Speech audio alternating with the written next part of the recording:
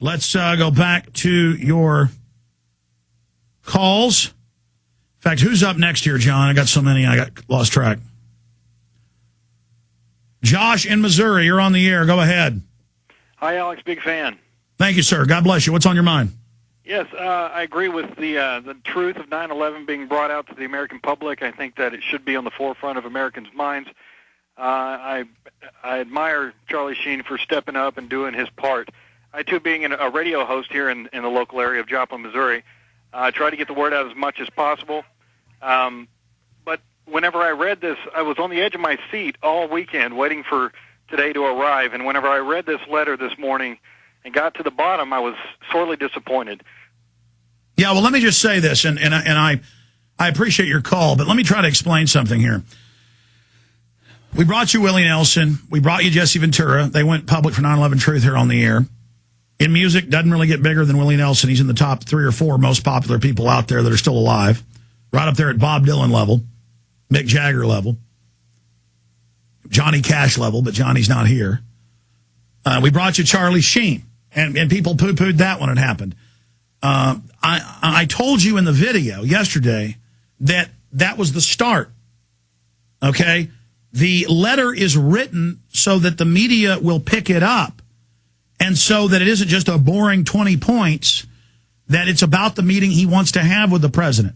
And Charlie was showing his knowledge of how the president would respond in his propaganda, and it brought up the torture and everything else. And so if you got a better idea of how to get media attention and how to cause a massive awakening, please tell me. The letter is only the start. It's Charlie's idea. I think it's a great idea. The letter is only the start. Then there's the radio interviews and the video. And I told everybody in the piece, the video piece from yesterday that I played earlier, that there are going to be multiple things. There's more surprises. This is just the beginning. And it's kind of like, anticlimactic, where people are like, want more. Charlie Sheen is coming out saying he wants to meet with the president. That's the big issue here.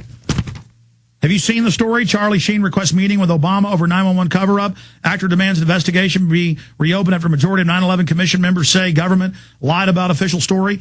We are in the arena here with the globalist. Did you see the New York Times article where they went after Mark Cuban, but he won?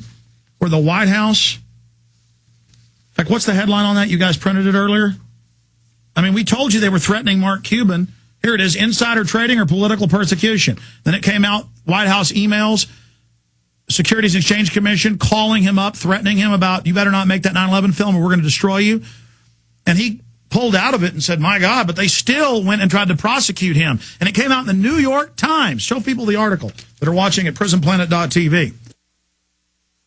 Charlie Sheen knows about all this. This is a guy who makes tens of millions of dollars a year. This is a guy who isn't just thinking about himself. And then people are like, some people, I wish it was a real meeting with the president. That's what this is about. When the media ask him, why'd you write this mock letter to the president? Why? This is what the establishment does a lot. I don't know if people understand this.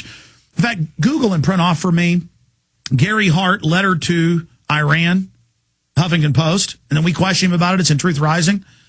And he said, my mock letter to them was a real letter. People said, well, this isn't a real letter. What do you mean? I published it. I sent it to him. Where he has this kind of conversation. And then, that's how you do this, is that you're saying you want this meeting to happen. There was a Washington Post article about a meeting with the president where Martin Sheen interviews the president or whatever.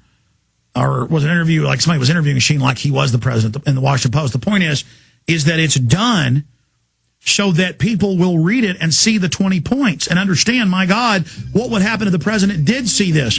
What would happen if people did that? Okay? So we're in the arena. And regardless, nothing's perfect. But we're asking you to now go out for 9/11 truth. Okay, that's the big issue. That's what we're talking about. That's what we're discussing here. That's what we're covering here. And Charlie and I busted our butt putting this letter together. Charlie did 90% of the work on that. Okay? So we need to get this out to everybody. God bless you. Direct to you and in your face. You're listening to the Alex Jones Broadcasting Network.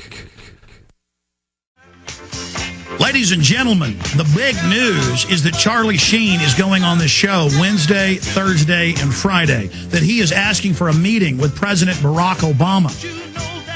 The 20 minutes with the president is a way to make it interesting for people to read it and envision what that meeting would be like. And Jaron, one of the producers here, who also helps run the show with Paul Hartman in there, Jaron Neihart, just real fast during the break, he really crystallized it. Repeat what you said. Yeah, well, I was talking about because that last caller, what he had said, he was disappointed after he got to the end of that piece. And I was suggesting this morning, I read it for the first time, didn't have any idea what it was about. But the beauty of that piece to me was that as you were reading it, you could visualize the meeting. And while you're reading that piece, you get the evidence. You see the evidence presented to Obama as you're visualizing it. That's why I just... And that's what Charlie said to me. He said, I have an idea of like a letter to the president, but like it's a meeting, visualizing a meeting I really want to have. And that's only a platform when the media ask him to say, yeah, I really want this meeting. These are the facts. It was because you can't get people to read a 16-page report of bullet points and links, but they will read it if it's in the context of something interesting. Yeah, it was theater of the mind, basically. And as I was reading that, I really felt like I was looking in on that meeting, and then I saw the evidence presented. He mentioned the painstaking research that was done for what he was presenting. And then he gives him the folders, and you have the links to those folders. Exactly. And see, I hadn't really articulated that yet today, but that's exactly what Charlie said. So when you said it, I was like, that's exactly what Charlie's idea was. But that's only the platform to get the real meeting. So I want people to call the White House and say, Obama, don't run from Charlie Sheen, meet with him. But then other people can meet with their politicians. That's what he's calling for in this. Absolutely. Jaron, thank you so much. No problem, man.